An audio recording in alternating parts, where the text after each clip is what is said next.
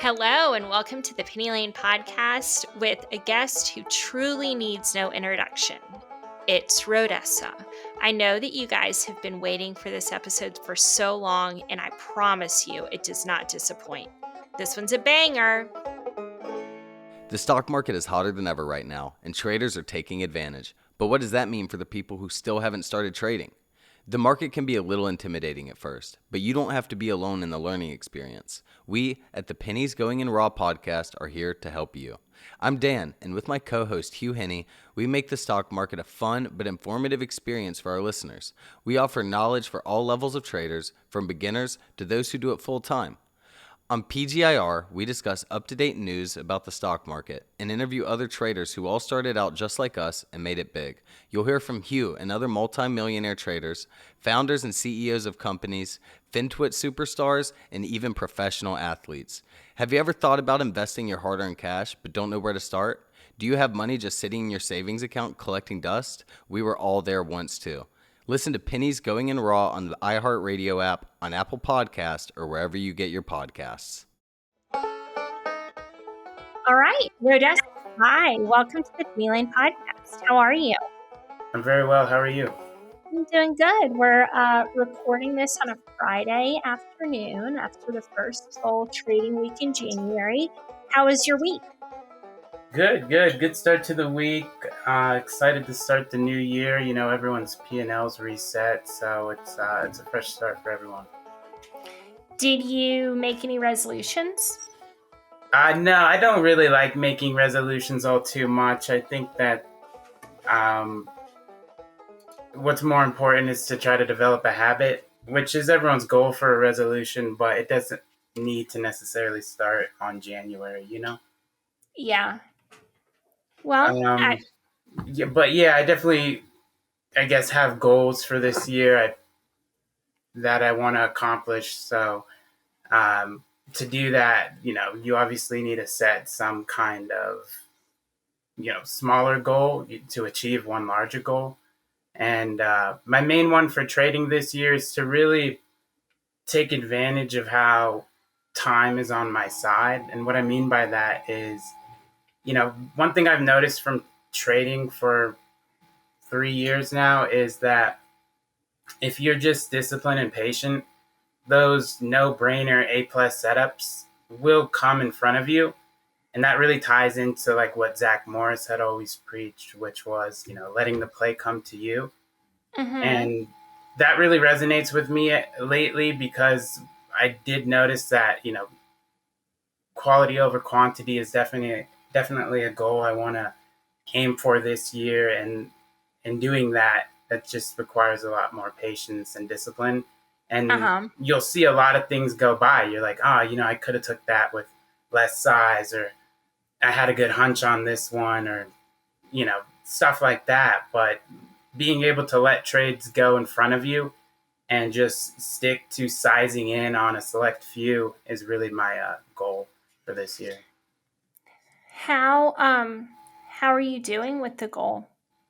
Good. Yeah. So towards the end of December, I had hit a little bit of a slump. I was still green overall at the end of the weeks, but it was like mid-December to the end of December. I was still green at the end of the weeks, which is good, but I definitely wasn't performing the way I wanted to. And what I mean by that is I have a set system that I trade by, and I kept seeing in hindsight a bunch of setups that aligned with my system, but I wasn't putting myself in front of those setups. So that really irritated me. So that was like my version of a slump. So I was still making some really good day trades, but I like to focus on higher time frame setups because the higher the time frame, the stronger the trend, the bigger the move, will really guide your intraday ideas. For example, if you have a higher time frame that's ready to break out or is in the process of breaking out, that intraday time frame or that intraday pattern should have more weight and more focus than maybe an intraday pattern with the absence of a good higher time frame. So like the daily candle or like a 4-hour candle, or what do you mean exactly by higher time frame? Yeah, good question. So my go-to is really going to be the 4 hour time frame. And in pre-market, what I really look at is I kind of go down from that. I believe it's called like the top-down analysis. I start with the daily chart, really figure out, am I in an uptrend? Am I in the middle of a downtrend? Is it super choppy? And then I go to the 4 hour time frame to look at a little bit more detail as to what's going on in between some of uh, the daily chart, right? It takes one day for that candle to form. So you're not going to get as many patterns on a daily chart as you get on like 5 minute charts, right? So you have to be a Right. little bit more patient with that. So I like to go to the 4 hour and the 1 hour to remedy that problem, and it really helps me see what's going on inside each one of those days, and really helps me. I like to look when I look for a higher time frame. When I go to higher time frames like the 4 hour, the 1 hour, I always look for risk first, and I think a lot of traders underestimate that.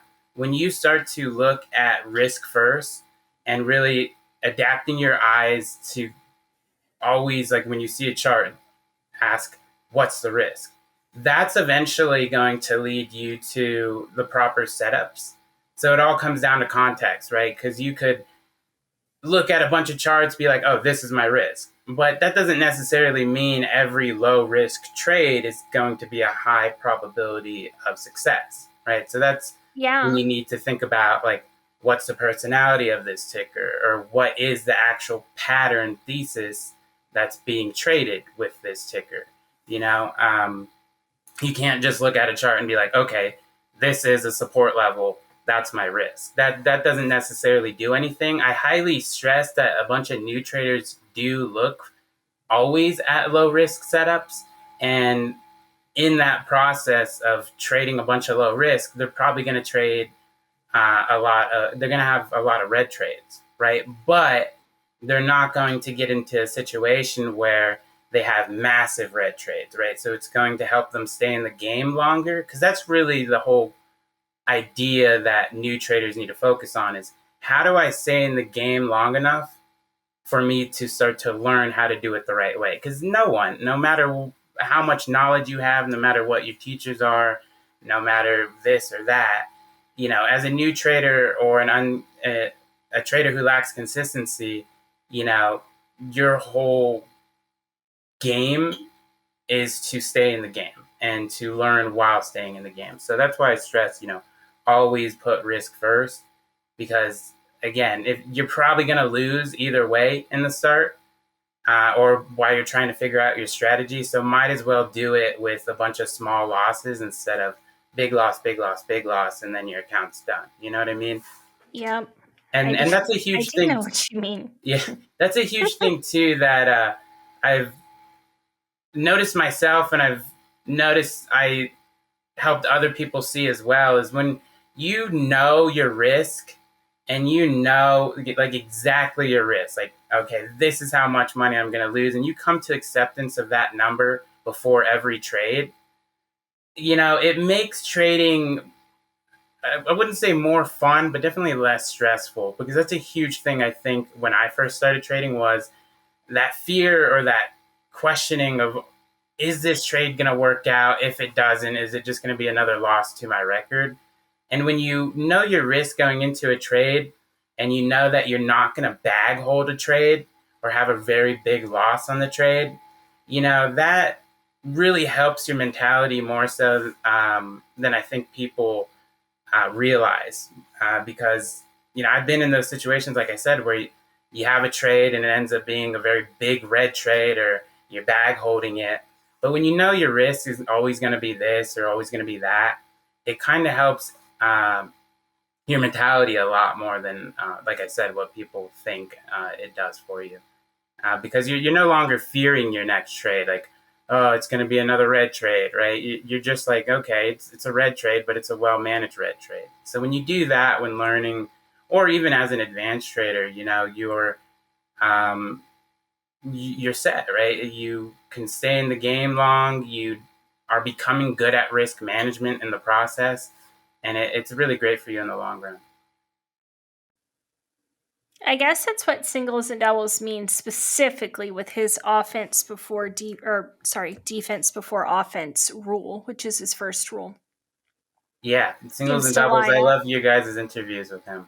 Oh, thank you so much. He's one of our favorites. Yeah, mine too. So, talk to me about your journey really since you left Atlas. What have you been up to? I traveled a little bit. I was still trading, but for the most part, I took a good leave of absence from that day to day wake up at the butt crack of dawn trading, and staying until the end of post market, right? Because that could be pretty strenuous on anyone, especially for small cap traders. If you're trading pre market, you're waking up at 4:30 every day, depending Mm-hmm. on where you are from, and staying until, when does post market close? 8 p.m. I Yep. think. Yeah. So those were my days while in Atlas. I was trading small caps, and that becomes very strenuous, and it's very exhausting. But I needed to clear my mind, so I traveled a little bit, and then in leaving Atlas, I met a lot of people that I knew of, but never really made connections with. So it really opened a lot of doors for me. The person specifically that helped me a lot was Dr. Bullshark, who you had on not too Yep. long ago, and the GMT gang, Fearless Trader, White Goodman, Logic. A lot of them really helped me open the door to options trading. It's something I always wanted to do, but never really got around to it. I was always kind of intimidated by the Greeks. I fear it. Like, I think everyone kind of Sure. has that mindset. I mean, when you look at an option chain, it's super intimidating. And for a Uh-huh. while, I always looked at it that way, and I was like, maybe I'll do that tomorrow. But those guys were very helpful. Obviously, I had, I think, a bit of an advantage because I had a name that everyone knew of. So these guys were Right. a little bit more inclined to help me than I think if I was just someone who popped up in the chat. But at the same time, like GMT group chat, those guys, I saw if anyone asked a question, they would always answer it. So it was really nice to have them open the door to options for me. We actually interviewed White Goodman last night, and he said to say hi to you. Hello, White Goodman. Hello, White Goodman. Yeah, he's a good guy. He was such a delight. Yeah, very, very kind man. So you were in GMT, and then did you I know on Twitter you really sort of preach leaving small caps. Would you say that's accurate? Are you trading any small caps now? No small caps whatsoever. And on Twitter, I obviously was very adamant about leaving small caps to a point where it started to annoy people. But in the process, I knew exactly what I was doing. And I knew from the direct messages that I was getting that a lot of people were listening. Uh-huh. I made an analogy that it's like the gospel. Like, I have to spread it. Like, this is definitely not um, options are definitely not like, if you move to large caps, you're going to become a successful trader. It's not like that. But I definitely think that there's less, bullshit that goes along with large caps than in small caps. And it's funny because when I first left small caps, I was also very adamant about the fact that I wasn't leaving because I blame frou-frous or dumps or offerings or knives. I was very kind of defensive of small caps because they were my home for a while and they provided me opportunity to live the life I'm living right now. But as I traded options more, I was like, man, you don't have to worry about what has volume, analyze this news, have to worry about getting dumped on by an offering. And I really started to see that small caps at the end of the day are very high risk investment vehicles or trading vehicles. They're very fun. And if the season heats up to where they're going parabolic again, I might dabble into them again.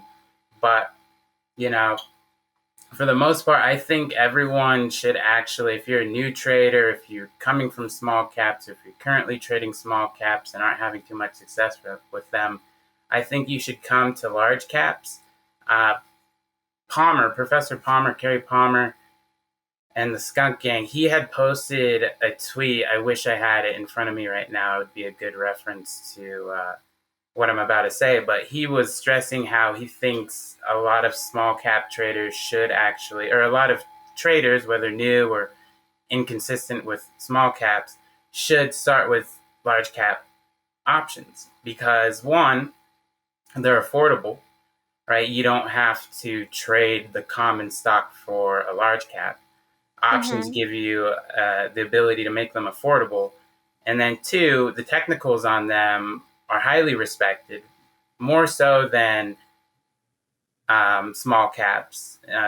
And that goes into something I wanted to add, which was Maple Sachs, good friend of mine. He says that all his strategies that he used in small caps transferred over to trading large cap options. And I actually found it to be very different. Oh, And interesting. yeah, there was some similar concepts that I brought over to large caps, but for the most part, from watching them and observing how they move, I became more of a breakout trader. Um, and in small caps, I was more of it has to be a dip because I know that breakouts are highly manipulated areas. Mm-hmm. So I couldn't really size into that. But with large caps, what's super, super important that everyone needs to know if they don't know already is that the trend is your friend. And I know that's a cliche statement, but when I heard that in small caps, and I was like, okay, the trend is my friend. And I understood that to an extent, but when it came to large caps and I applied that same concept, it was like completely different because when a large cap finds a trend, especially, going back into what we were saying earlier, you have a higher time frame setup. If that wants to go north, it's more than likely going to lead an intraday setup to go north, right? Mm-hmm. Um, so if you're trading the trend, large caps love to go with it. If you pull up like the daily chart on some of the indexes like QQQ and SPY, you'll see that when they're in an uptrend, right, coming from a dip, they often close at high a day. So when you take that into consideration while you're trading intraday in the same setting, right? If you're coming from a dip and you're trading the start of the uptrend or the middle of this uptrend or even the end of the uptrend, you can see that the daily chart loves to close at high day. And that should speak to you in saying that like these from open can be very strong if traded in the right context. In the right contract, in the right context is uh, trading an intraday setup with a higher time frame in an uptrend. Or if you're trading puts, make sure that the higher time frame, again, starting from the daily chart, is in a downtrend. And then the 4 hour aligns with that, right? It's showing a pattern that wants to go even more down. Uh-huh. It's a little hard to explain that without charts, but overall, it's really just trading the trend. So, like, for example, if I have Apple, Microsoft, QQQ, AMD, Tesla, they're all in this very strong bullish trend. And then I have another tech stock like Snap or Twitter, who's Snap had bad earnings and it's been downhill since that. Twitter is definitely not as strong as Microsoft, AMD, and Tesla. I'm going to put more focus on Microsoft, AMD, Tesla, right? Because those have good personalities. Uh-huh. Those, I know if there's a good pattern on it, that it's going to break. And that all goes into, again, I'm going to refer to context, try to clear that up a little bit. If you take a daily chart, all right, it doesn't matter what ticker, we'll say the daily chart of Apple, and it's in a downtrend or it's in a consolidation or some choppy state, and you take an intraday setup, right, in that environment, it could have there could be the same intraday setup in that environment as an intraday setup on uh, an uptrend. So say you have an intraday pattern, let's say just a standard flag, a very bullish standard flag. Uh-huh. When we're thinking in terms of probabilities, the flag in the uptrending chart, or the one that's coming from a bottom, is Mm-hmm. likely going to result in one of those days where you close near high a day. Whereas if you have the same flag in a downtrending chart, a downtrending higher time frame chart, or a consolidation or choppy higher time frame chart, Uh-huh. that same intraday pattern, it has the ability to break out, but it's the result that's different. It's Mm-hmm. that has a higher probability of, if it were to break out, it's going to be more choppy. If it were to break out, it might actually be a fake out. It might wick above the breakout level and then dump on you. So really understanding what higher time frame you're trading is going to be extremely important when it comes to trading intraday setups. And I argue now, if you focus on just intraday setups with the absence of a higher time frame, you can become a very good trader and you can trade those. But it all comes down to how to put yourself in a position where probabilities are going to be in your favor the most. Rhodes, let me ask you a question. And you listen to the podcast, you know that the last like 15 episodes I've just taken over as my personal advice that I ask about my trading. Um, but since I've been on such a cold streak with my trading, I am thinking of making the decision of only trading 3 stocks and just learning those stocks really well. But based on what you're saying, like maybe it would be better to just choose 3 stocks a day that are in like a defined pattern. Like one of the stocks I wanted to trade was SPY, and that just was like really not a clear direction today and ended up being super hard to trade. So, uh, what do you think about that? That was my new epiphany literally yesterday. It's like, I'm just like Lucid is my favorite stock. So I'm like, I'm just going to trade Lucid and SPY. And I was thinking AMC, but I might take it off the list. But anyway, like those are the 3 things I'm going to trade. But I might be sort of setting myself up for disaster if they're not in a strong trend and they're just choppy. Yeah, that's a good question. So, for to help aid you guide a watch, or to help guide you with a watch list, I would definitely recommend what you're doing, focusing on 3 to 5 tickers max, especially if you're in a spot where you might be in a cold streak. Because when it comes to mid caps and large caps, the best thing you can do for yourself is to understand the personality of what you're trading. So you said Mm-hmm. you're a fan of LSID, and Yep. it's great to just focus on LSID, right? If you had the most extreme discipline and the most extreme patience, I would highly recommend just focusing on LSID. I know a few people who strictly trade Tesla all day, every day. I know a few people who strictly trade Apple. I know a few people who hate Apple and trade AMD, right? And the Yep. reason why it's those 3 stocks that I mentioned was because those are some of the strongest stocks in the market. The problem when you have a limited watch list, however, is that it's great because you know it more, but if you don't have extreme discipline and extreme patience, you have to understand that with a smaller watch list, you're going to run into the problem of exactly that. It's going to limit the amount of charts you're watching.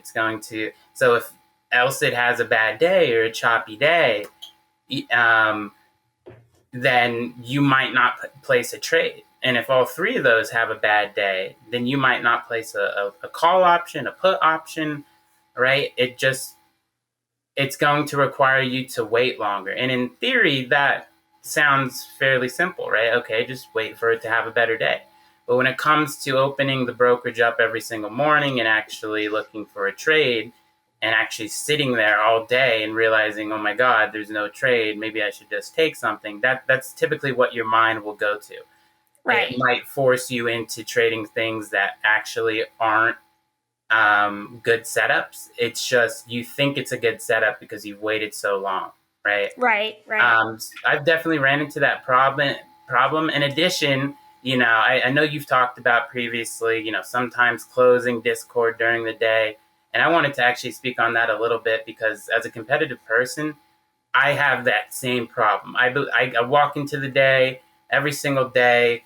I'm in very few Discords. I think I'm only in my Discord now, and I think Palmer's. And the reason for that is to silence the noise. But even in my Discord, there is people who are making a lot of money when I don't necessarily see a setup that I like. And that never goes away, whether you're a new trader or an advanced trader, that FOMO aspect of Discords, right? I'm Right. like, good for you, man. Like, and I'm just like, okay, stay cool. I haven't seen anything yet, but it's definitely always leads me to, okay, let's go look for something to trade. And before that, though, I already know there's nothing to trade.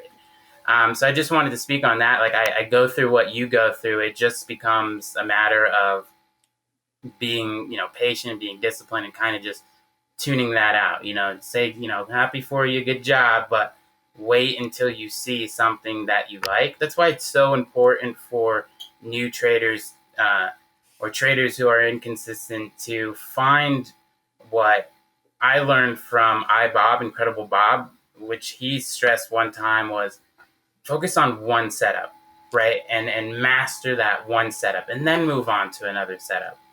And the problem again with that advice is he's a very patient person, right? He swings biotechs. Like you have to have the most patience, I think. I think that's like out of anything stock related, you have to have the most patience with that. It's very hard to time them.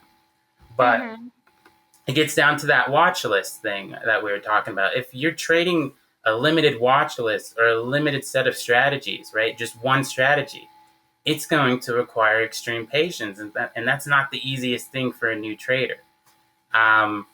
But yeah, and especially when you see everyone else banking, right? But yeah, that's always going to be there. So I just want you to know that. And it's just, again, I wake up every morning and I get that FOMO, but I don't give into that FOMO. And that's what I've been stressing on Twitter lately is that like everything that's easy to do in trading, you have to train yourself not to do that, right? It's easy to give into FOMO. It's easy to give into boredom. It's easy to give into revenge trading. It's easy to do a lot of things, right? But all those things that are easy end up resulting in, typically for me, a red trade or a trade that I can't replicate. So it's a green trade, but like, did I really gain anything from it? Because if I didn't gain anything, or it's not a trade that I can replicate, right? It's not based off of something I've back tested, then I can easily just give that money back tomorrow or in the next trade, right? If I'm not trading a specific system and I'm just trading off of hunches. So yeah, I do recommend. So for you, if you've listened to the podcast and you follow me on Twitter, I bet you're fairly poised to give me some good advice. I mean, I'm very open about all my struggles. Yeah. Irrational exuberance? When it comes to killer wine at drastically low prices, 30 to 70% off retail, and free shipping, we live for that here at Last Bottle Wines. Whether you went long or short on GameStop, you'll need a glass of something terrifically tasty, and we've got the goods. Last Bottle is a daily wine site based in Napa, California. One wine every day at Black Swan event prices, usually 30 to 70% off, until poof, it's gone. Whether you're a pound-the-table type, think ultra-crisp, quaffable Sauvignon Blanc, or a dividend aristocrat, Burgundy, or Napa Cab, there simply is no better place to buy wine on the web. And they always have free shipping. Last Bottle has a deal just for Penny Lane listeners. Use promo code PENNY, that's PENNY, to save 10% off your next order with Last Bottle. The code is good for one order and one order only, and it expires March 11th, 2022. So head over to lastbottlewines.com today. That's lastbottlewines.com. If we're speaking large caps / mid caps, for you or other people with smaller accounts, what I extremely recommend is to trade what's affordable. So there's a lot of tickers out there, and they're not all affordable. In addition to that, another problem you run into options is that they're not all going to have the best spreads, which is super important. You have to look for spreads that are within like 5 to 10%, and that's max, right? If you go trade, so yeah, I recommend Apple, QQQ. So stocks, Apple. That's going to be your most affordable. You can take contracts 2 months out and it's still going to be affordable. You can take monthlies. It's going to be affordable. Next week, it's going to be affordable. And then the indexes are going to be more affordable for people too. SPY, IWM, QQQ. My favorite is trading SPY off of VIX movement. I know Bull Shark and a lot of my other friends love QQQ. But I love how SPY has days where it's very highly correlated with VIX, whereas QQQ lacks correlation because sometimes it's too strong, because it's driven by all the strongest tickers in the market, right? The techs. So that's why I like SPY more. When we get down to IWM, it's mid caps. It's going to be my least focused. But if I see a setup, or I'm going to have less focus on IWM because it tracks mid caps and I prefer trading large caps.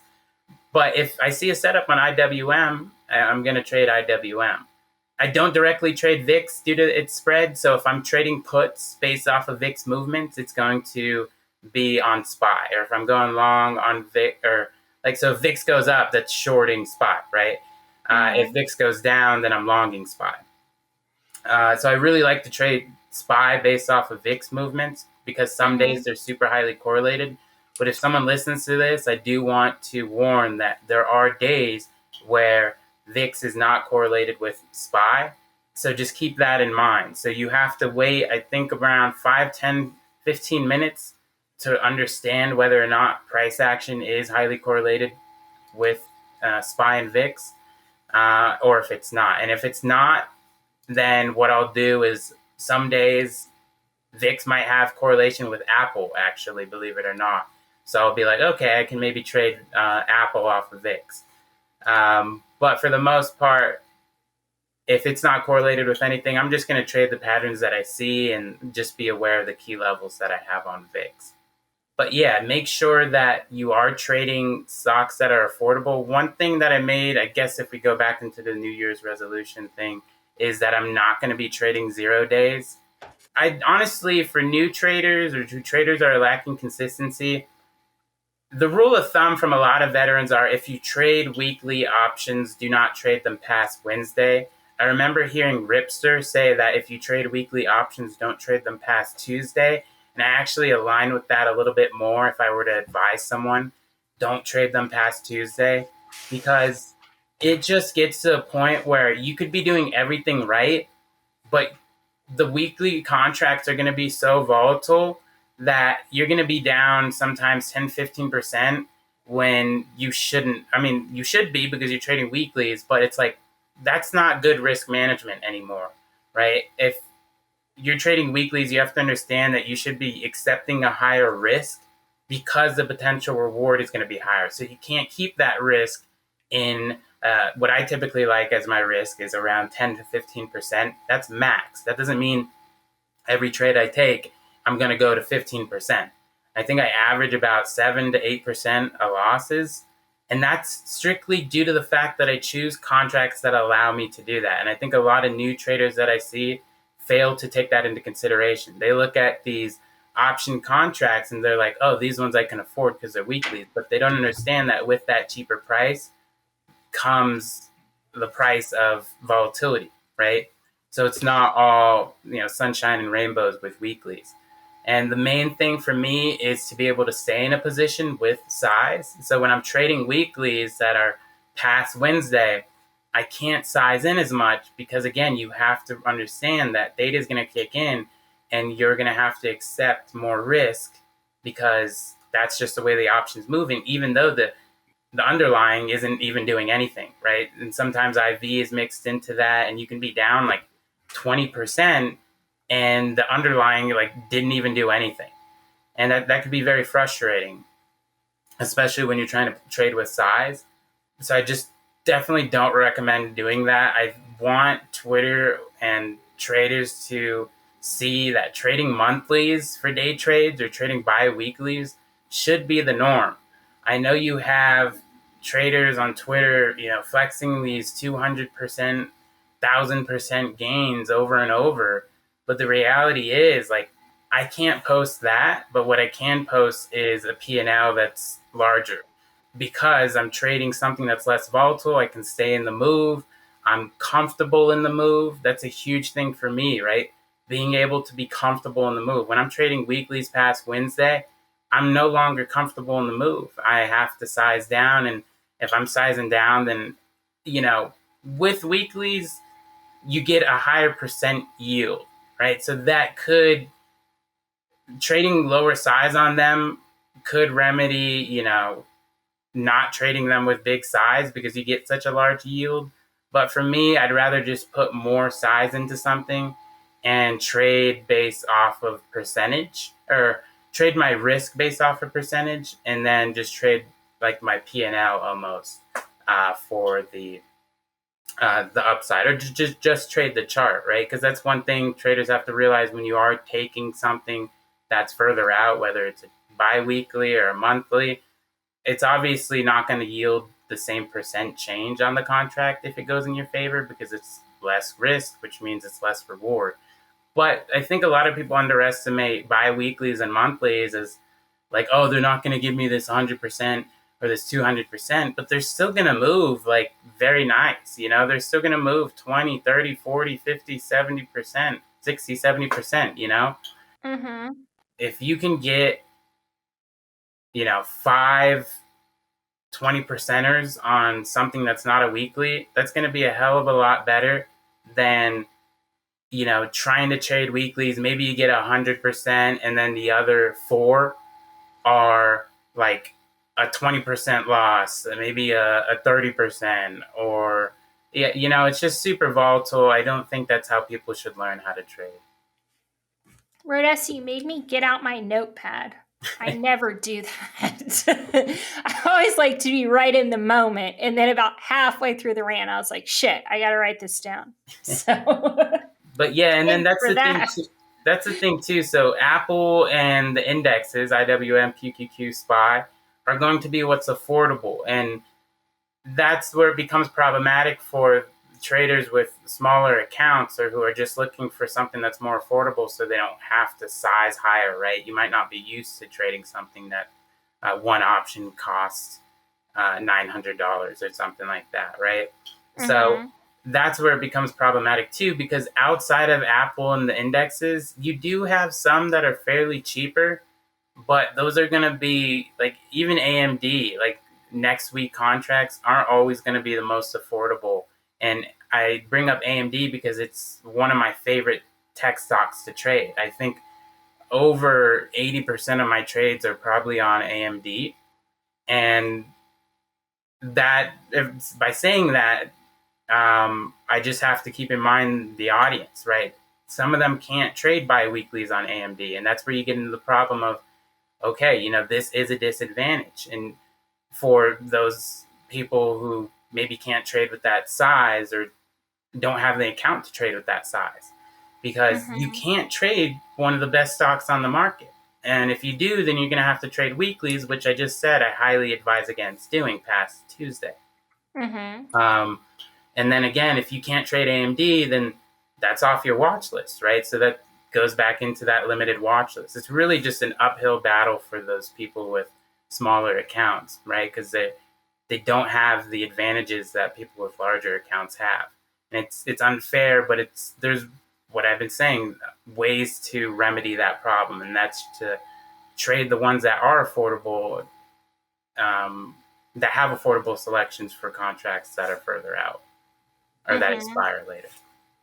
But yeah, so going back to your original question, I do recommend sticking to a small list and learning the personality of them. How I teach personality is on Thinkorswim, you can pull up the 180-day 5-minute chart, and you can't go further than that. I think if you try to go 360 days 5-minute chart, it'll just bump you up to the hourly chart. But 180 days is a very good period to study the historical price action, the intraday price action. That's why we're on the 5-minute time frame. That's my favorite time frame to trade on. And let me pivot somewhere. So we talked about higher time frames. I'm a big open trader, and that's how I trade the open. I look for higher time frames that are breaking out around open, and that's not necessarily hard to do for whatever reason.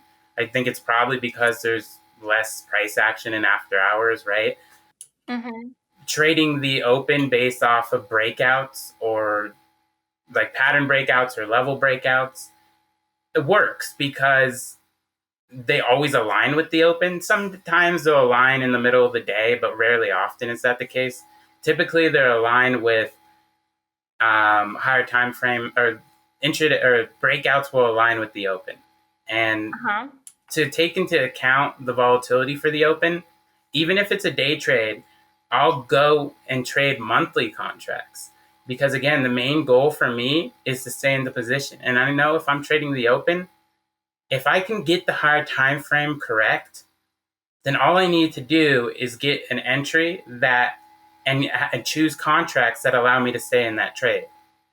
So choosing monthlies as opposed to weeklies at open or even bi-weeklies at open help me stay in that trade because they're going to be less volatile. But since I'm trade, and so that will help me with the open volatility chop, right? Or the dip and then the rip or whatever the hell happens at open, right? And that'll help me stay in the trade.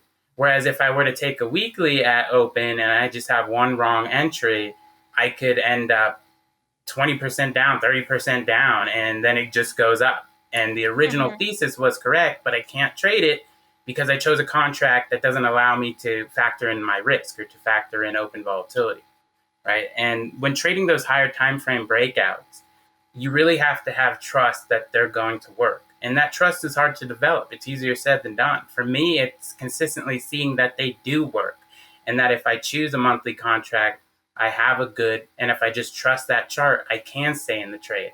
So it's really becoming almost like a swing trader, but not swing trading. So trading the open, you have to have that mentality of trusting the higher time frame because that's what swing traders do, right? They look at higher time frame charts. They're not looking at the 5-minute chart for a swing trade, you know? And they don't really care. Swing traders don't really care what happens intraday. All they care is that the risk is respected and price is generally starting to move in the direction they want it to, right? It's not looking like VIX is about a spike, right? It's just respecting the stop losses and waiting for their price target and having faith in waiting for that price target. That's something Zach Morris is really good at, right? Looking at the big picture. I think he's less pattern-based, more, sentiment-based or more DD-based. But he's very good at just trusting his longer-term thesis. And for me, it's similar in that I do have a longer-term thesis. I mean, it's only based off of maybe the 4-hour time frame, so it's definitely not as long of an idea as Zach Morris, but I definitely have some timeline to it. In addition, what monthly contracts do is they allow you to potentially hold for multiple days, right? So if you were to take a bi-weekly or a weekly, that could start to get very volatile if you try to hold some contracts overnight. But a monthly, it'll allow me to hold overnight and maybe for a multi-day swing. So that's something you have to consider with 4-hour setups. You can trade multi-day swings. I've been talking to Real Simple Ariel, and he's been talking about converting to swinging as well based on just trusting the larger time frame. And that seems like such an anxiety reducer. And you sound so calm about it, about trading as well. And that's something that I get really jealous of people who are just incredibly, incredibly calm. I think it comes from what I was saying earlier. Like when I do trade a higher time frame, it's off of something I've seen before. And that's where most of my conviction comes from. It's based off of things I've seen before, because that's what a strategy is built off of, or what a strategy should be built off of. Something you've seen before. And, it's never going to be a one of one of what you've seen before. It's going to be a replica of it. And you have to, what I recommend every person does to capitalize off of what I said, Bob told me, which is to just look at one setup, right? Is to, create a Discord channel, a PowerPoint slide, a Google Slides, take a picture of that flag, a screenshot of that flag, put it in there, and then wait. Just wait until you see that flag again. And again, when you're trading with a smaller watch list, that's going to be a little bit difficult because it might take a few days. But nonetheless, that flag will come again, right? And I think flags, I've used flag as an example because it's a very repeated pattern. Ascending triangles are a very repeated pattern. Higher lows mixed in with the trend line is a repeated pattern. Double bottoms mixed into a trend line is a repeated pattern. Some of those are my favorite patterns to trade because of how often they are replicated. And when you do strictly focus on just that one setup, it's going to take some time, right? It's going to take some time for you to see them. It's going to take some time for you to back test it. What I recommend doing, like I said earlier, is to go to that 180-day chart and study the personality of it. Does it like to break out? Is it better to add like higher lows on it? Does it typically run in the morning, midday, end of the day? Again, all of that's going to have a lot of weight, or what's going to hold a lot of weight behind when it runs is going to be the higher time frame. So when you are studying that 180-day 5-minute chart, you should also have another chart up of the daily chart and just, know where that day is in terms of the daily chart. Is it in an uptrend? If it's in an uptrend, then that's probably going to explain why it successfully broke out of this pattern. Again, if we go back to that example I said earlier of the two same intraday setups, but one's in a downtrend / in chop and one's in an uptrend, that's going to explain why this intraday pattern on Friday that looked exactly like this intraday pattern on Wednesday of the next month, why that first one that was in a downtrend and choppy, faked out or went down, and why that second one that was in an uptrend, worked out. So that's going to explain a lot of the intraday pattern movements. Again, because if you understand the higher time frame, you don't have to trade off of the higher time frame, but you just understand the general price direction of the higher time frame. That's definitely going to help aid your intraday trades, right? It's going to put you in a situation where you're understanding what's most probable. And that's why I stress the higher time frames a lot, because it's whatever happens intraday is going to be based on the higher time frame. Yep. For sure. I get that. And that makes a lot of sense. And it is like a very obvious thought, but I appreciate you saying it. Yeah, obvious, but again, it takes time to trust it. You have to see it a lot, and then eventually, what typically happens for learning something in the market, especially like sizing up, when I learned to size up or just trusting higher time frames, the second you go to make a trade based off of a higher time frame, or the second you go to increase your size, what's going to happen is it's going to fail, right? It's going to be one of those cases where it doesn't work out. And then you're like, well, shit, should I trust this anymore?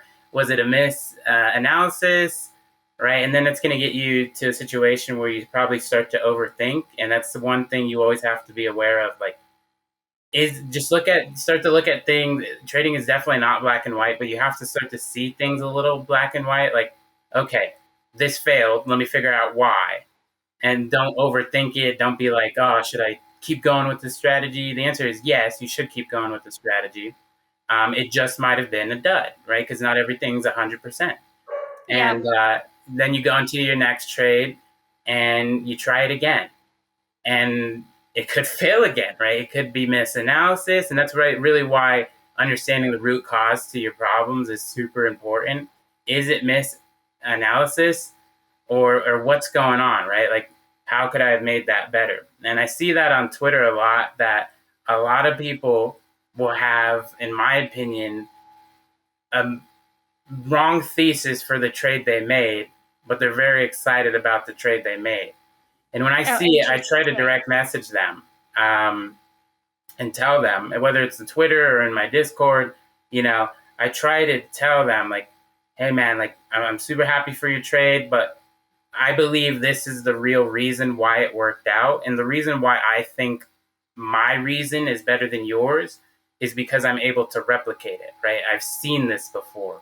This moved off of, this reason and not your reason. And I just want you to understand that.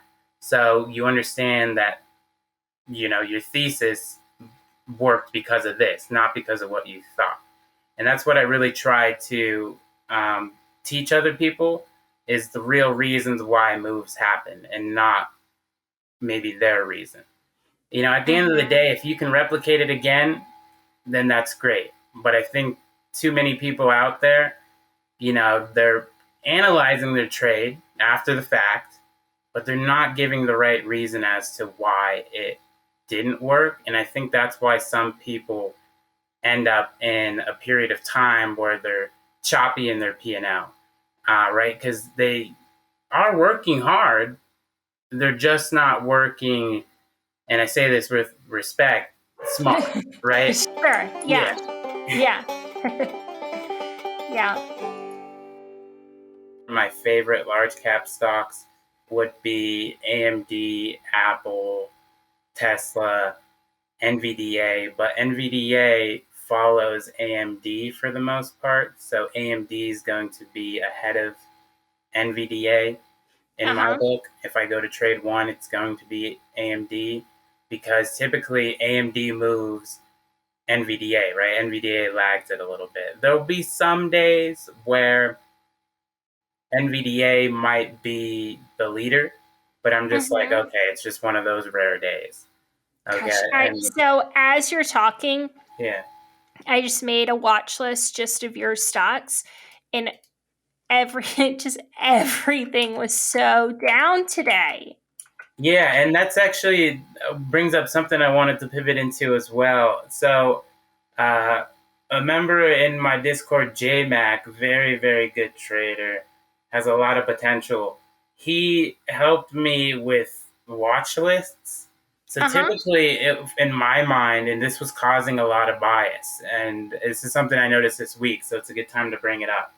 I was tech, tech, tech, tech, tech. All you need is tech, tech, tech, tech, tech, tech. And that's good. Techs are going to be very strong for the majority of the time.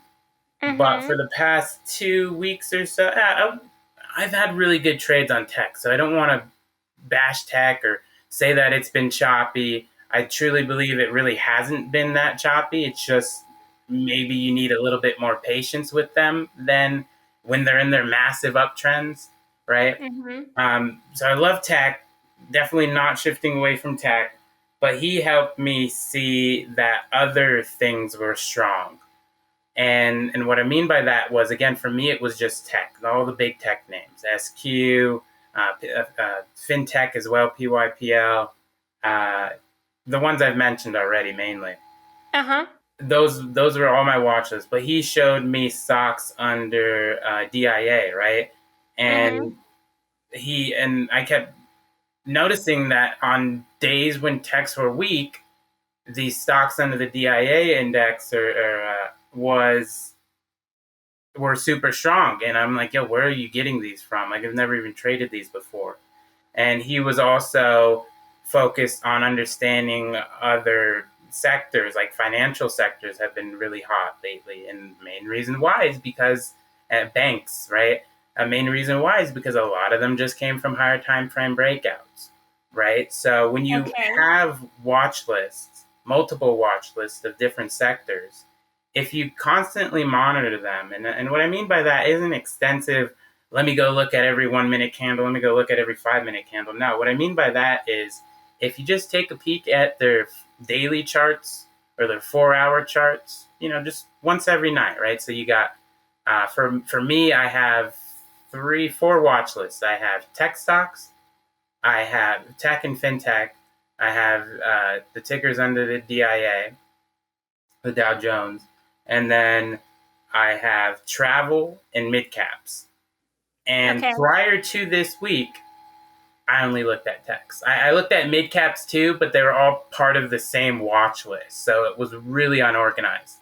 But now I have everything situated, all of them in their respected watch list, and it really helps me become a bit more focused because I can see, okay, if techs are down, I can go look at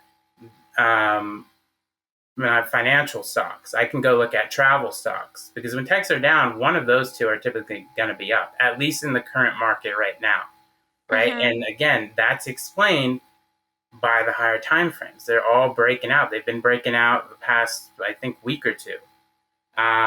Travel, financial sector, and the Dow Jones. Whatever reason, I don't know why, but those are up. People who know me, they know I'm a very simple. I keep things very simple, almost like dumb in a way. Like when, what was the FOMC event, the minutes or whatever this week? Like Yeah, I honestly, yesterday. yeah, I can't tell you what that is. Or every time there's a FOMC meeting, I don't even know what they talk about. I'm super technical based. I really don't care what they talk about because I know that VIX is going to explain when the next spike is going to come. VIX is going to tell me when I need to chill on swings. The charts are going to tell me where I need to go that has a strong uptrend, right? And right now, that's not necessarily techs. Again, not bashing on techs. I had really good trades on them today, and all the last 2 weeks. But some sectors that have been stronger are travel and the Dow Jones. And understanding where strength is should always be your focus for my strategy. I like trading strong uptrends, stocks that aren't necessarily close to high a day or to all-time high or to the 52-week high, but something that's in a very strong uptrend. If it's in a downtrend, then that becomes problematic for swings, that becomes problematic for day trades because of what I talked about, understanding the higher time frame. When you're in a downtrend, the intraday patterns might not work as well as that same intraday pattern in an uptrend. When you're in chop, right, you might have a good pattern, you might have a good day, but the next day is going to be trash, right? When you're trading an uptrend, you can constantly trade that. You can better understand the personality of it, and you can develop trust in a relationship with it. That's what I typically like to focus on. What sector is strong and trade that sector, right? Because there's going to be a point where mid caps are going to be extremely strong today. I know LSID had a really nice move today. I analyzed that chart, but in my opinion, I couldn't figure out. I understood where it was going to go, but I didn't have a trade thesis that would get me into that. Okay. And the reverse is true. If I want to focus on puts, I'm not going to go short something in a strong uptrend. I'm going to go short what's been a very hot short for a lot of people lately has been mid caps. So, and you can go look at their inverse charts. That's what I love to do for anything that's in a downtrend. I'm not going to write that off and be like, oh, I'm not going to trade it. I'm going to be like, okay, let's flip an inverse chart. This is in a strong uptrend now, right? Or it's in a strong downtrend on the regular chart.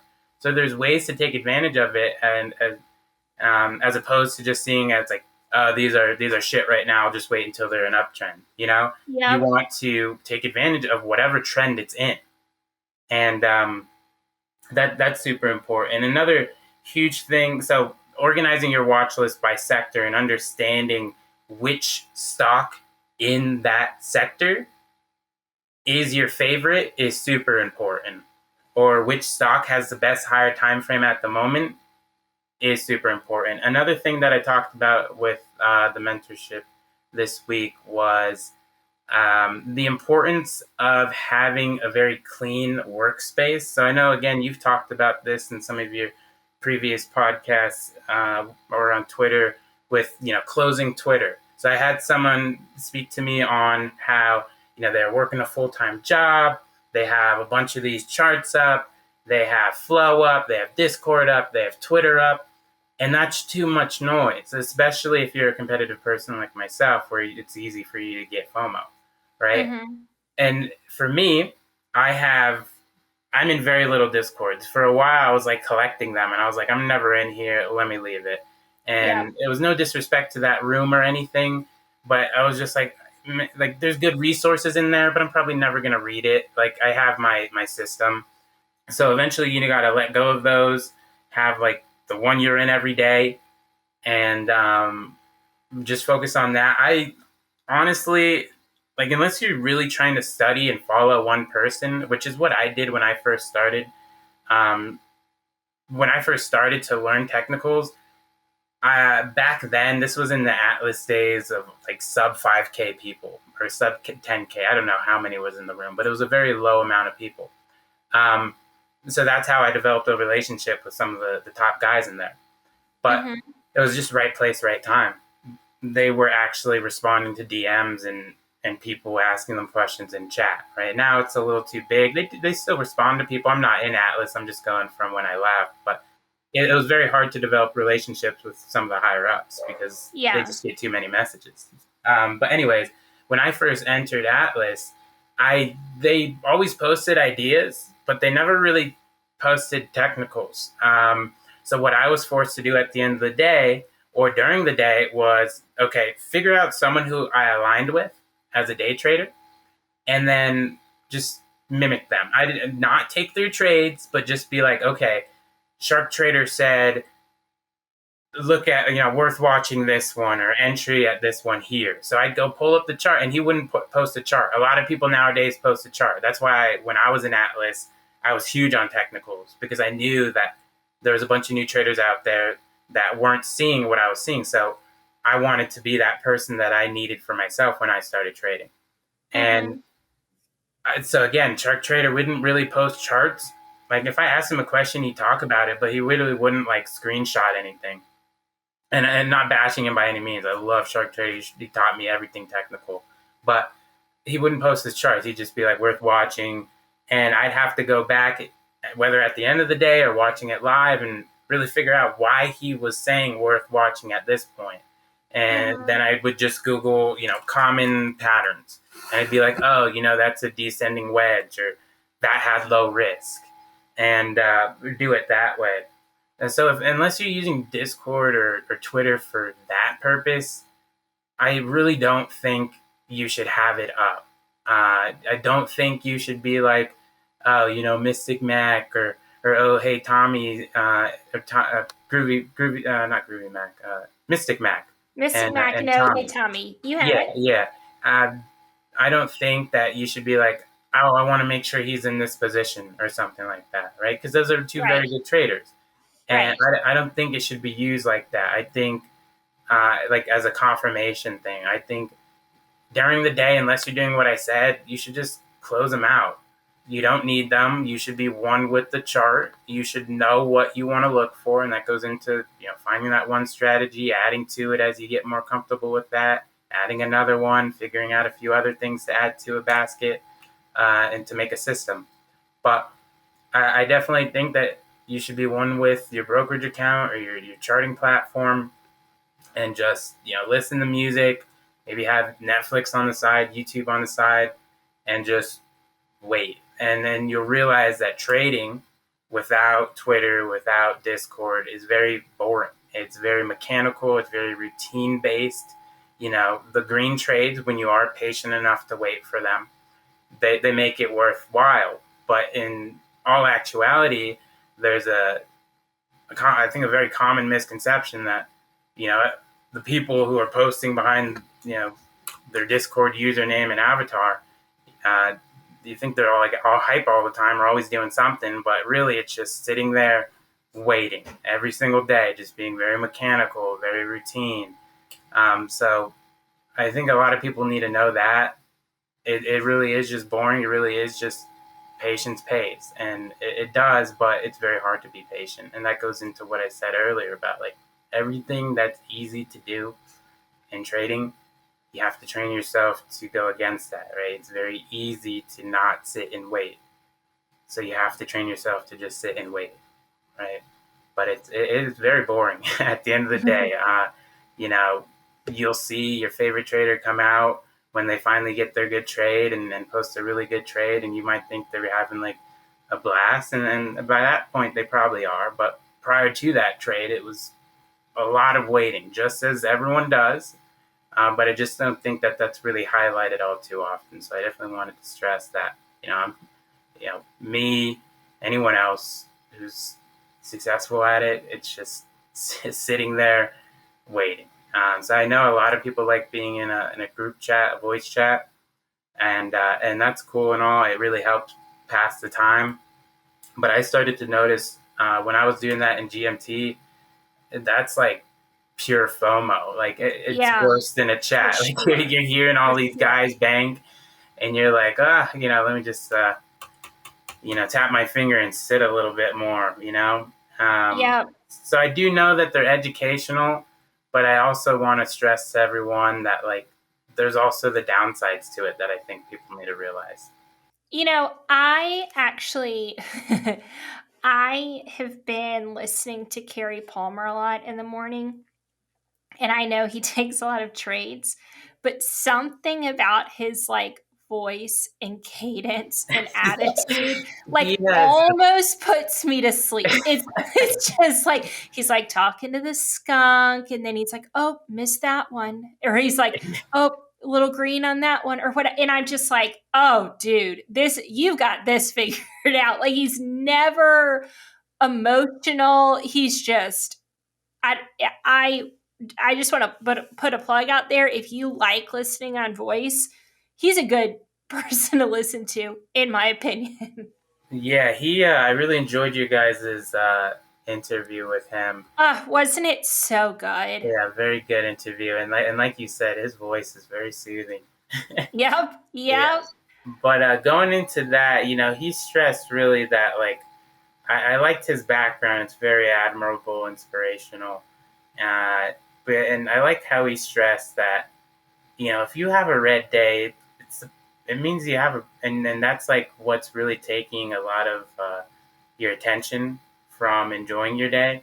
That means that you have a pretty privileged day. You have a pretty privileged life. There's a lot of other things to worry about. Obviously, we're all in our own situations and it's all relative, but just remember that trading is it should be taken seriously, and red days are serious, right? Because people are losing a lot of money. But he's very much stressed that you should just be calm with it. I think in that interview, that was a huge takeaway I got from it, and yep, I liked his mindset. It was very interesting, and yep, something I wanted to talk about. I don't know what brought it up. I think it was just his consistency overall.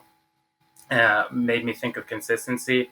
But a tweet I made the other day was for those of you who are listening, who are red, who are either in chop or in a downtrend on their P&L chart.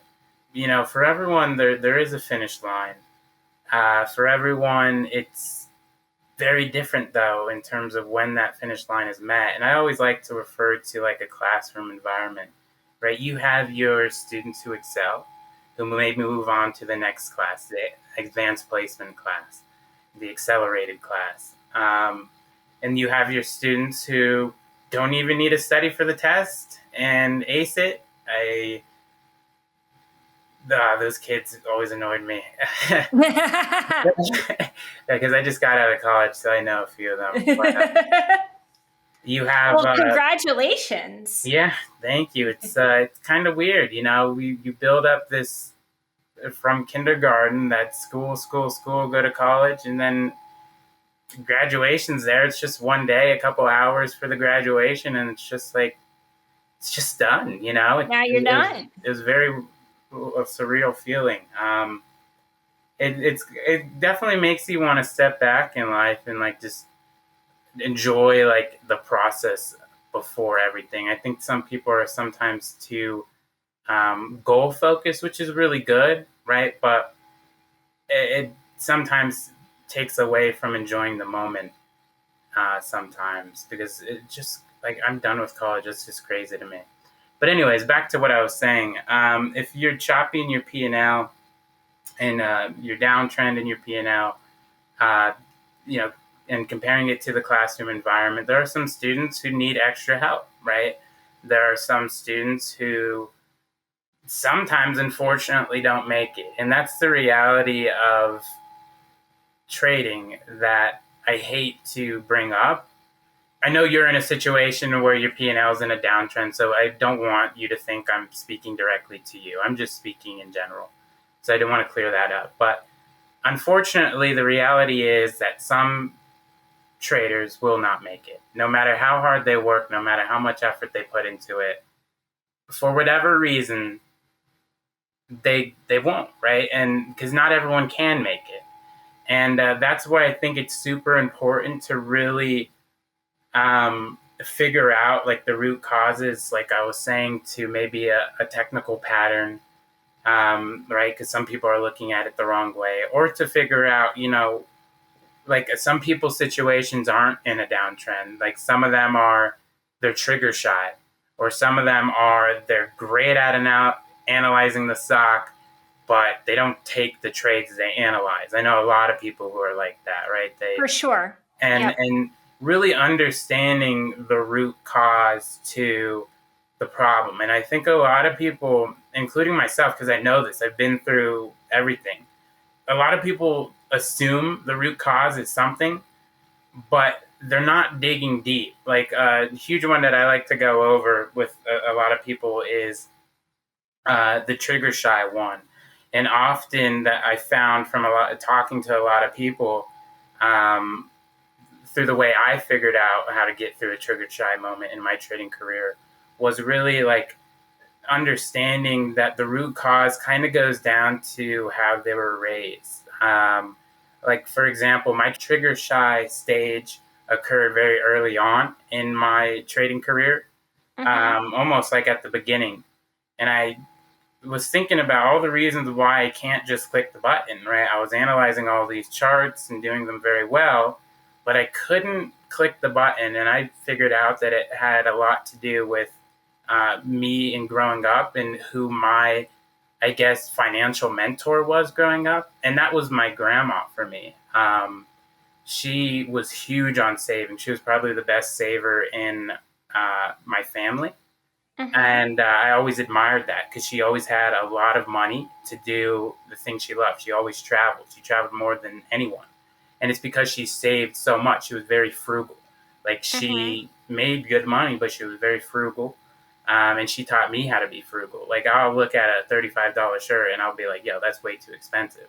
And then my girlfriend's over here spending, thousands a week on like Lululemon.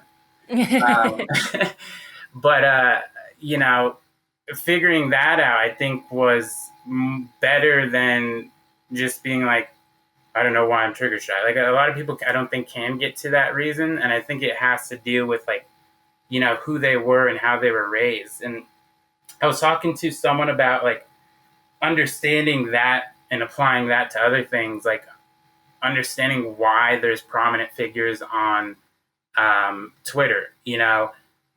I don't mean to bash anyone. I doubt Hey Tommy or Mystic Max is going to look in, even listen to this podcast. Definitely not. Yeah. Definitely not. But something I was talking about with someone the other day was that, and again, this is just going down to figuring out root causes that might be below the surface of where people are looking. And this root cause is stupid. It's just like, why do people post on Twitter? But it's an example of going down a path and figuring out like why something might not work. So maybe it sheds light and helps someone figure out something that they're having problems with. But I post on Twitter because maybe I wasn't popular in high school or college, so I think like the attention's cool. If we really go and look at Tommy, he was someone who he performs on stage, so he's gonna like the attention. If you look at and he came from very humble beginnings, right? So he's living his life now. He's just showing it to the world, and there's nothing wrong with that. Mystic Mac, same case, right? Yeah. He started as, again, I'm not saying it in a mean way, but a heavier kid, and probably wasn't popular. And then he gets this money, and he's on Twitter now, and he's just showing his life. He's showing what's possible. So I know a lot of, and like PJ Matlock too. again, I don't want to speak on these guys too much because I don't know them that well, but you can really figure out why people do what they do. Because I think the context of where I brought that up from was that there are people like Zach Morris out there who are in the shadows, who really don't care about the attention.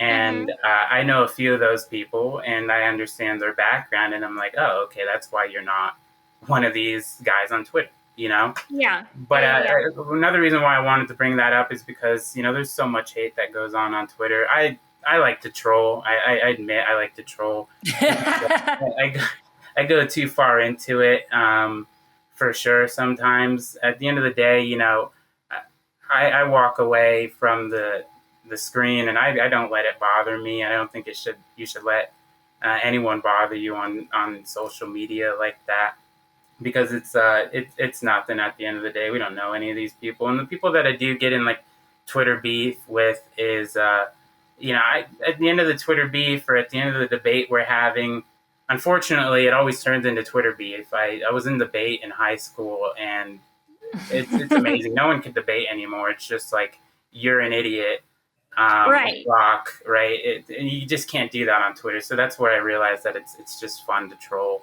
But people hate on these guys, but like, it makes sense why they're doing what they're doing. And if you don't like it, then just unfollow. But yeah, don't let it absorb your day by any means.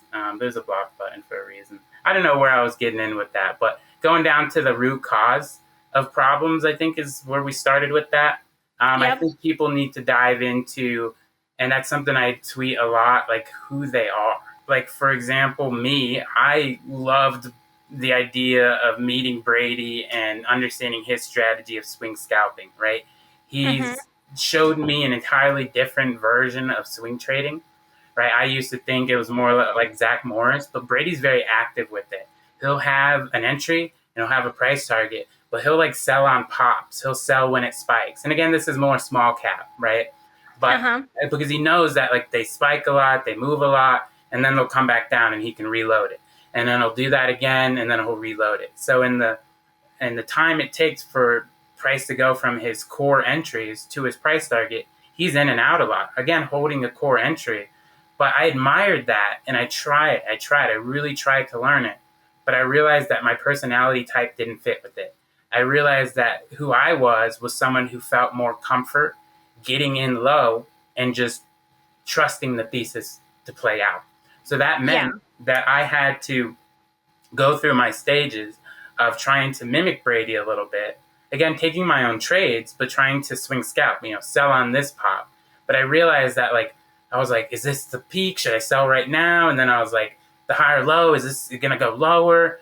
And I realized that if I can just enter at the first spot with big size and just hold through the ups and downs, and realize what Zach Morris always emphasizes, which is stocks dip, right? They do.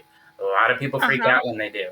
But it's healthy. It's natural for them to dip, right? And that's another thing that Dark Elvis taught me. He's from Atlas. To not look at my P&L. So that really helps when swing trading or when day trading, to realize that like the money that you were up when it made this higher high, that's not your money. You still have a thesis to get to. So don't think that's ever your money. And then when it dips to a higher low, realize that, okay, that money's gone, but it was never yours. And really shifting away from looking at my P&L in a trade really helped. I know you have a lot of people stress that nowadays, but he was the first person who taught me that, and it really changed the game for me. Now, I mean, it's like a surprise at the end of the day. I know like when a trade is green or red, but I don't look at my P&L until the very end of the day, or I try not to. Sometimes I'll go on Thinkorswim Mobile and it's right there, but it's like, okay, let's go see what this hard work did for me, right? And I'll look at my P&L at the end of the day.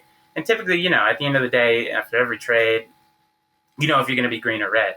But it definitely helps just completely eliminating it. It's very hard to eliminate it, but it helps in the long run. And anyways, going back to that thing I was talking about with Brady, I just realized that I had comfort in holding at support. I had clear and defined risk, and all I needed to do was just trust that the thesis was going to work out. And there were times where I entered a trade, maybe the same trade as Brady, and he was selling these pops, reloading these higher lows, holding the core position. Same with Scalper Ryan. He's someone I worked with closely with Brady. I got a little bit of FOMO from that, but I realized, okay, that's not me. And they were making money every day on these swings from swing scalping. That's what they termed it as.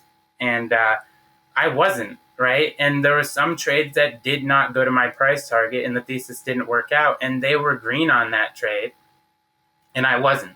And that's time is money, right? And that was time wasted a little bit. I don't see it as time wasted really, but there were benefits to Brady's strategy that I wish my personality aligned to, but I just realized it didn't. So for anyone out there who you might not be in the same situation, you're not going to be in the same situation as I am, but understanding who you are as a trader comes from understanding who you are as a person, right? So you need to understand, does that fit with my personality type? Another thing I like to talk about when getting into this discussion is I kind of somewhat bash scalpers a lot, the people who can't hold a trade for more than 5 minutes.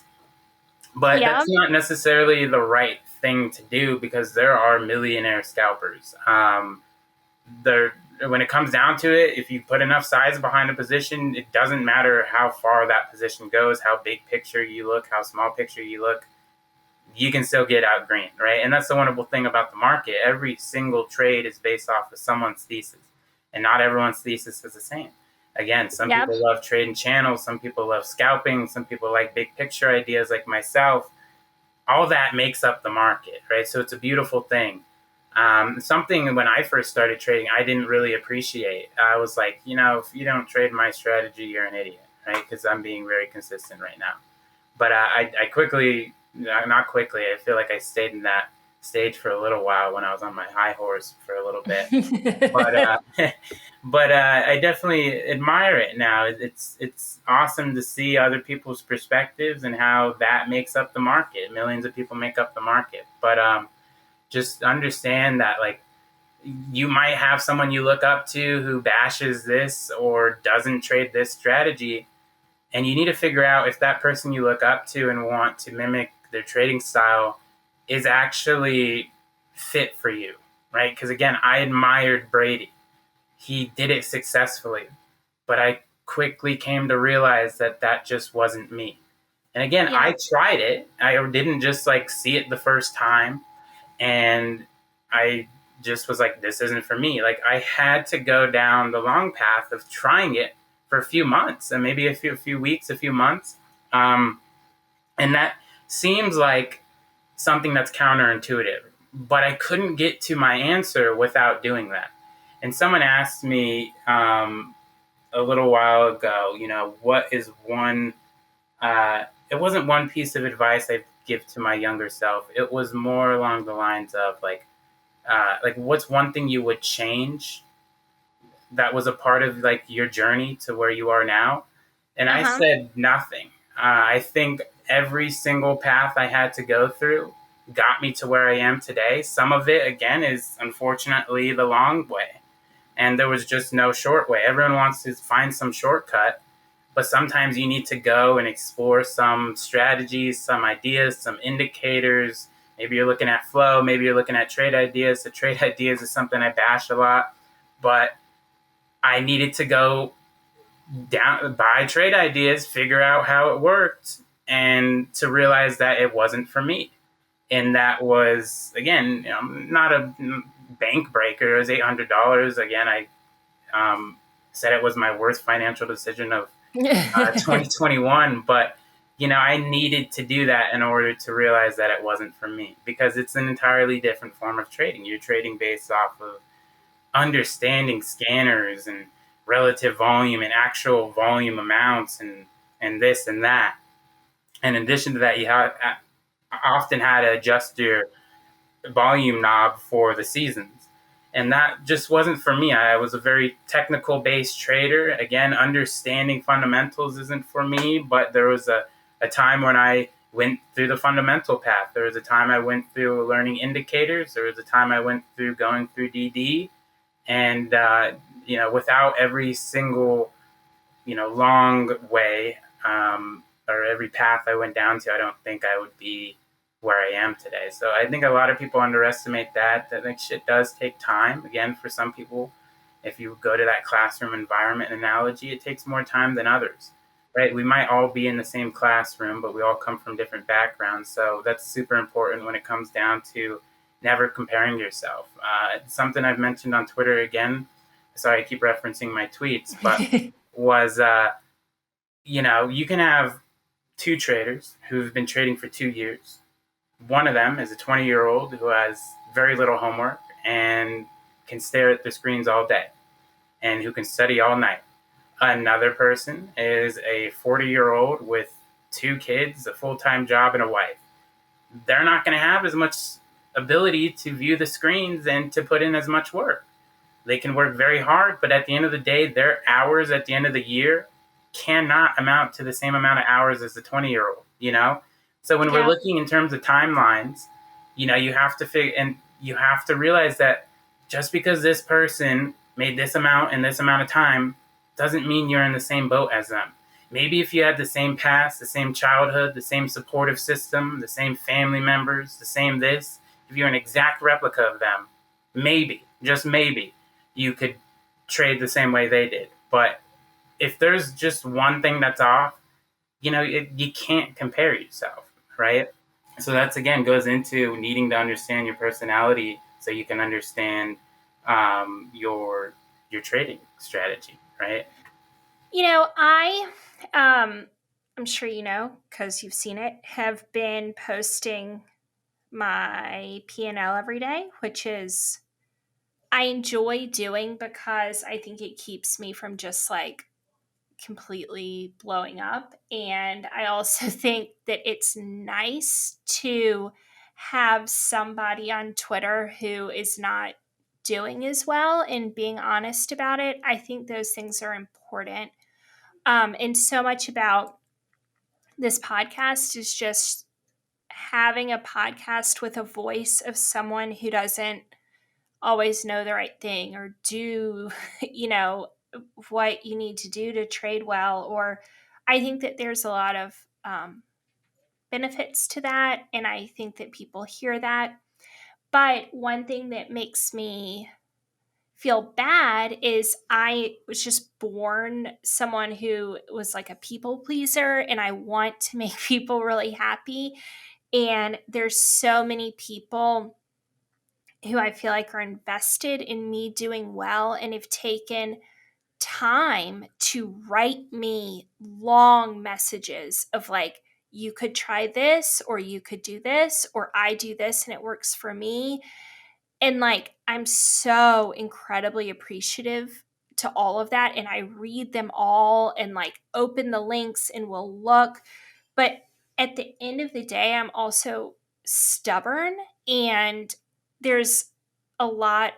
I equate it so much to learning how to paint because that's where all my analogies come from. But like, that took 20 years to figure out exactly like how to do what I wanted to do successfully. And now I can do it without even turning on my brain.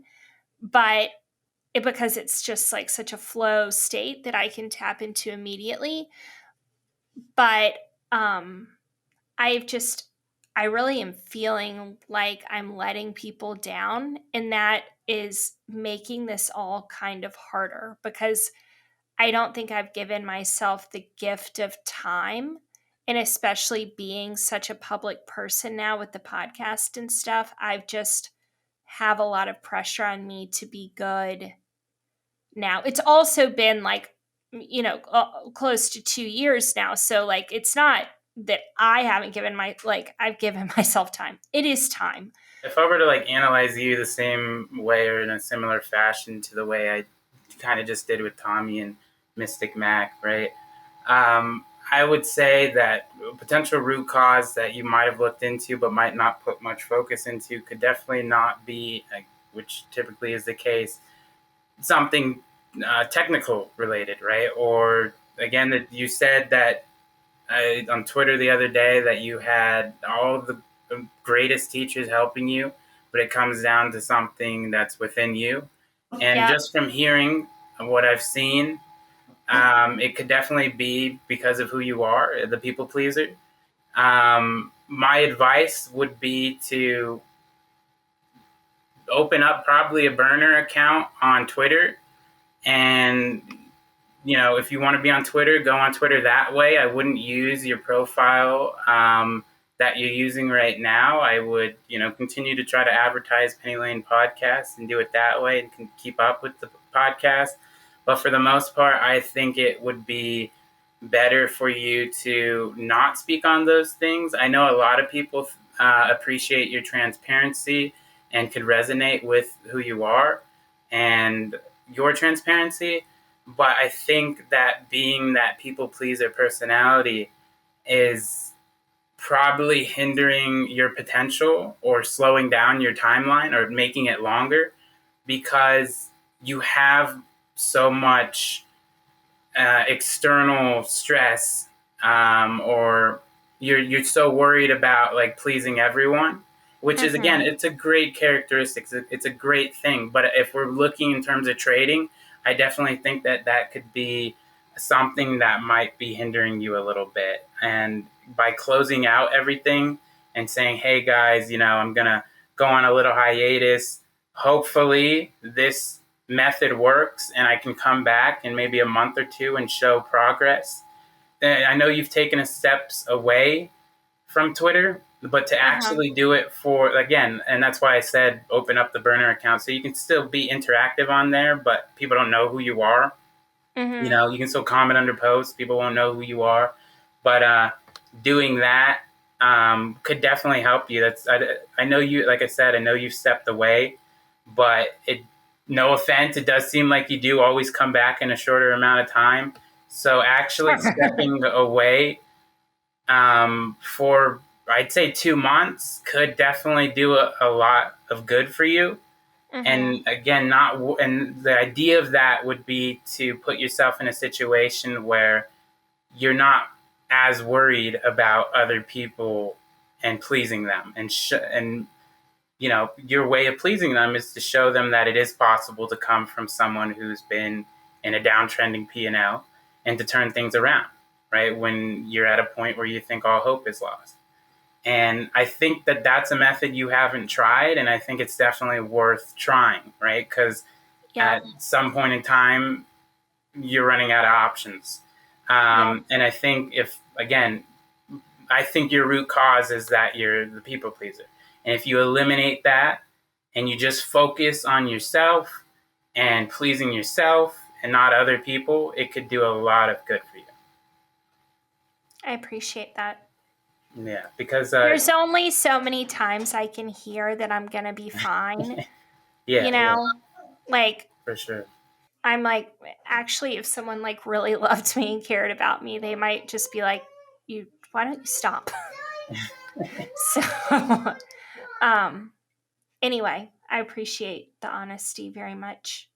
Yeah, and again, there's no guarantee that that's going to fix anything, and we can go look at some other root problem that it might be, but it's definitely worth a shot because that definitely seems like a huge part of maybe why your P&L is your P&L right now.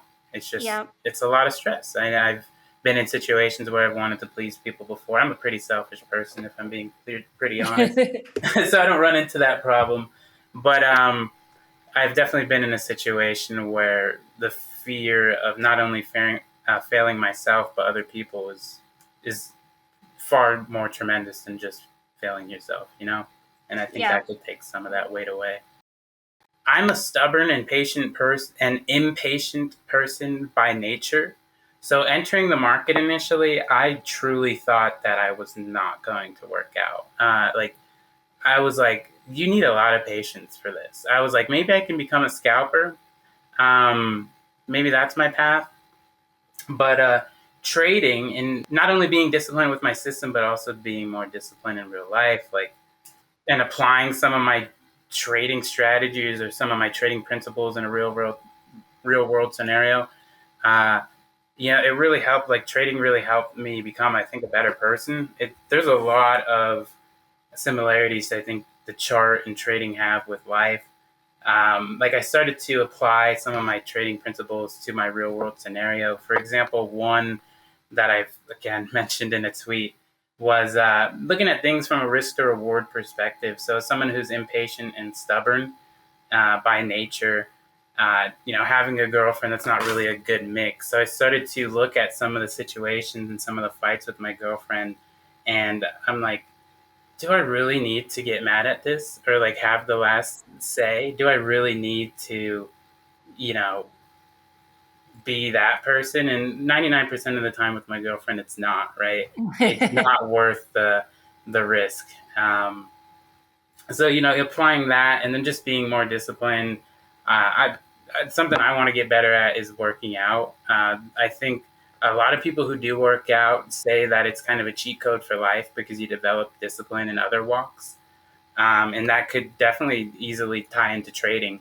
So doing things like that is things I want to work on personally, and things that I think will help um, increase discipline. But yeah, like for trading and impatience and being stubborn, those two don't really mix well. So what I actually physically had to do to help with impatience was you know allowing a thesis to work out, and that honestly means you know going against your gut and just not clicking that button. It could result into a trade, and that's why I'm super adamant about identifying risk first. Because if your risk is defined, then you're no longer in a situation where you can be like, oh, I'm going to hold down to this next resistance. And, oh, I'm going to hold down to this. Because I've been through the bag holding stage. It's an ugly stage to be in. Yep. But I realized that, like, that stubbornness led me to being a bag holder or led me to not following a thesis. So to combat that, I needed to look for charts with good context that had low risk. And the good context makes probabilities be applied to it and not just be a low risk trade that turns red every time, right? And then for the impatientness, I just needed to physically not like sell, know where my risk is, and pretty much like close my eyes or honestly just put like a limit order at my price target and do nothing. So there was a stage where I actually did that. Like I put a limit order at my price target or maybe slightly under because they don't always go to your price target. And that meant sometimes, it got it. Sometimes it ripped right through and I sold too early. But it just showed me that, like, if I'm just patient, I knew that I was good at charts at this point. I think a lot of people are in that situation where they're good at charts, but they always sell too soon because they lack confidence and they don't trust themselves. So actually, like, there's a few accounts that'll say, like, set your price target and walk away. And I literally took that, like, literal.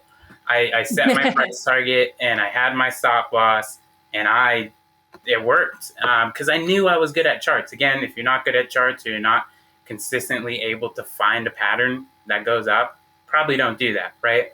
But if you're good at charts and you're in a situation where you might be trigger shy or you keep selling too early, do that, right? Identify your risk and just put it at your price target and just walk away because one of them is going to hit and hopefully and you just have to win more than you lose. Yeah, and it all comes down to confidence at the end of the day. Again, if we go back to analyzing some of the top traders on Twitter, a lot of them suck at technical analysis, if I'm being completely honest.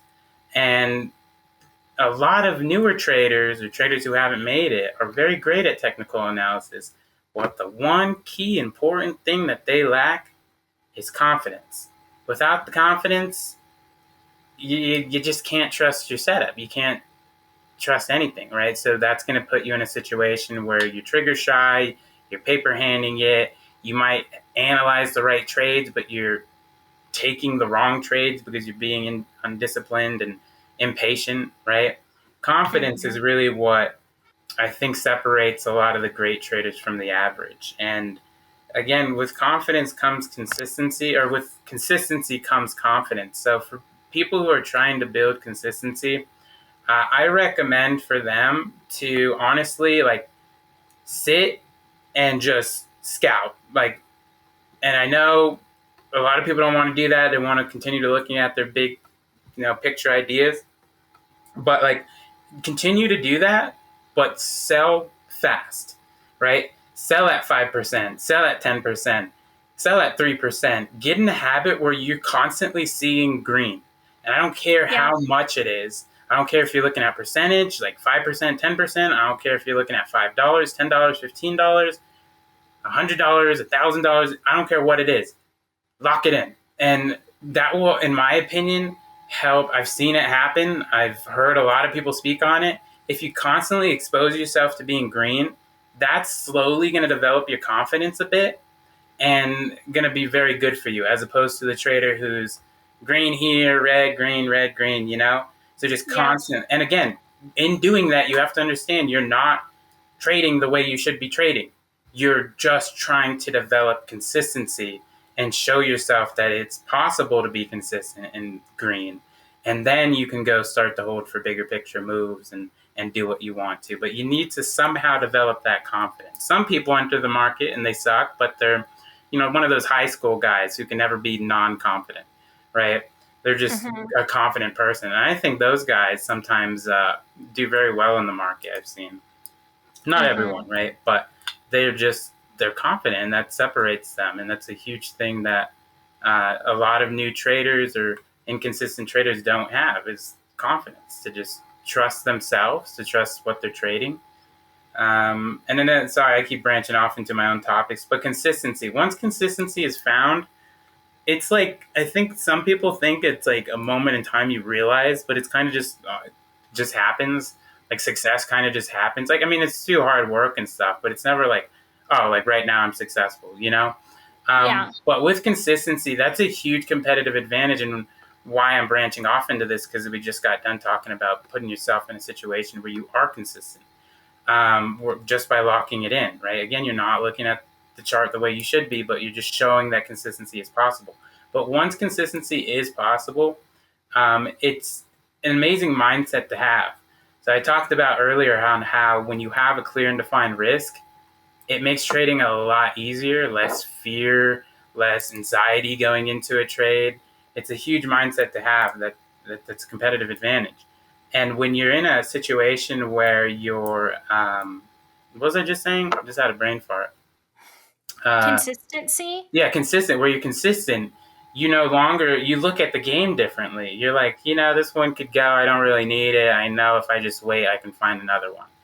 But it's like, it's a mindset of like, when you're consistent, like a red trade really doesn't matter. Like, because you know that one red trade doesn't reflect anything of like your abilities. It just means it was a trade that gone wrong. So as long as you could just manage that risk, consistency is beautiful, because like you no longer fear that, or have that state of mind where like, oh, I wish I can be green. I wish I can be green.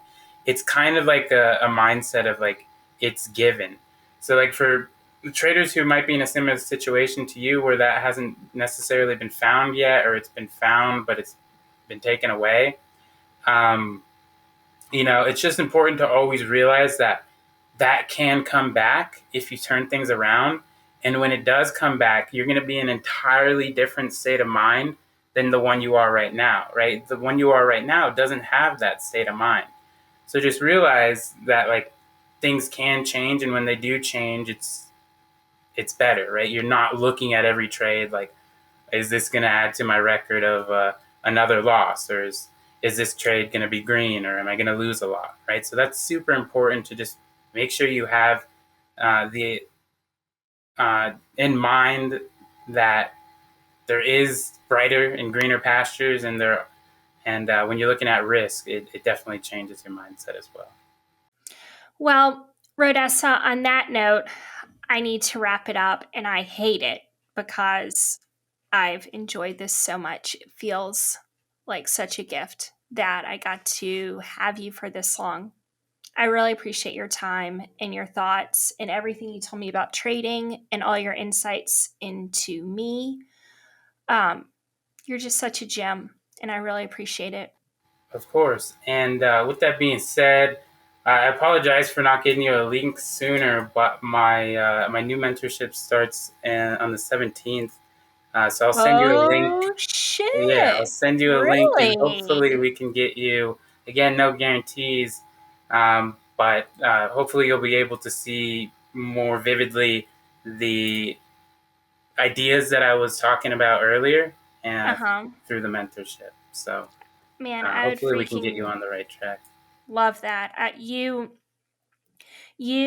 and Palmer and Shark are just three of my favorite people. I love your voice. I love your vibe. I love you guys are. Wait, what did I say? You and Shark and Palmer. That's what I meant to say. yeah, you said okay. Whew, I just had a brain fart. The three of you guys have all been so kind to me, and you are very much, all three of you, the type of traders that I want to be. I so appreciate your patience and your candor, and you're not sugarcoating it. And man, I appreciate it. I'd love to do it. Absolutely. And before we leave, we wanted to shout out a few people. Shout out my brother Rizm. He's my latest mentor. Very good guy, life mentor, trading mentor. Shout out everyone who's ever helped me before. Brady, Bull Shark, Shark Trader, Bearfucker, Generation, Thiz, Ace, Palmer, Maple. White Goodman, Fearless Trader, everyone. I love everyone. I appreciate everyone who's helped me get to where I am today. So if I left you out, Scalper Ryan, Van HQ, there's a bunch of people I'm missing. Please don't take it with any disrespect. But I appreciate everyone. Thank you. All right. Well, if you want to get on Spotify and you want to make a great playlist of just only bangers, I'm always open. Will do. All right. Thank you. Hey, Kate. Hey, Justin. Hey, Blaine. Hey, Blaine. What do you have there? We got this box in the mail, this big brown box, and it says on the back, this package contains alcohol. The best kind of package. Woo-hoo-hoo. Very excited. We opening her up? We're going to open it right up. A little unboxing. Hope you guys like this ASMR. This package... It really was a zip. This package comes with like the egg crate in it with 3 bottles of wine perfectly protected. This is serious business. Ooh, and they're pretty bottles. We got a proprietary blend. We've got show me the blend. We got a proprietary blend. Okay, it's sort of like blown out. Zoom out. Fancy dinner party wine. Oh, yeah. Like then that. We've got a nice Santa Maria Valley Pinot. Ooh. Love a Pinot. A little Pinot. Love that. Third bottle is called Sleeper Cabernet 2018. Great. You drink it right before bed. I love that label. Yes. We're very excited. This, no problems with, no concern at all about breakage. It's obviously got here very quickly, dropped off downstairs. The most exciting part of this is that the label says from last bottle, so you know exactly what it is. Very exciting. Cool. Now, Kate, did you discover the package or did Justin? Justin discovered it. I picked it up. So I did the heavy lifting. Okay. And deserve a glass of wine. Were you excited when you got it? Absolutely. Anytime I get wine in the mail, I'm in. All right. Now, which one of these are you guys going to open first? I would love to try the proprietary blend from Napa Valley 2017. Let's do it. All right. Well, on our next episode, we can watch you guys get into that. But for this episode, we'll just have an unboxing. Last Bottle Wines, thanks for the packaging and the shipping, and everything got there beautifully. Wildly impressed. Talk about a cliffhanger for everybody else. I know. We'll see you guys next time. Cheers. Thank you to our producer Joel Edwards and Chesley Lowe for the banjo music. Please like, subscribe, and share this on social media. We appreciate you guys. By accessing this podcast, you acknowledge that the Penny Lane podcast makes no warranty, guarantee, or representation as to the accuracy or sufficiency of the information featured in this podcast. The information, opinions, and recommendations presented in this podcast are for general information only, and any reliance on the information provided in this podcast is done at your own risk. This podcast should not be considered professional or financial advice. Unless specifically stated otherwise, the Penny Lane podcast does not endorse, approve, recommend, or certify any information, product, process, service, or organization presented or mentioned in this podcast. And information from this podcast should not be referenced in any way to imply such approval or endorsement. The third-party materials or content of any third-party site referenced in this podcast do not necessarily reflect the opinions, standards, or policies of the Penny Lane podcast. The Penny Lane podcast assumes no responsibility or liability for the accuracy or completeness of the content contained in third-party materials or on third-party sites referenced in this podcast, or the compliance with applicable laws of such materials and or links referenced herein.